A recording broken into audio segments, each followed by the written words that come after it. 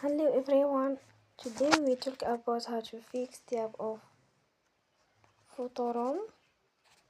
We will go to settings,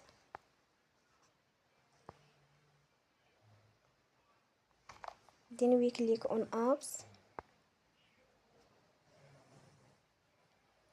After that you will search the app Photoroom.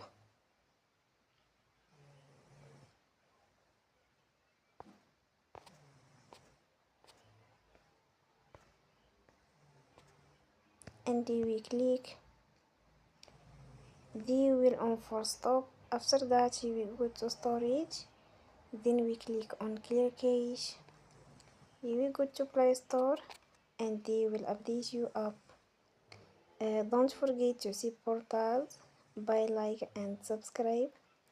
See you next time and thank you for watching.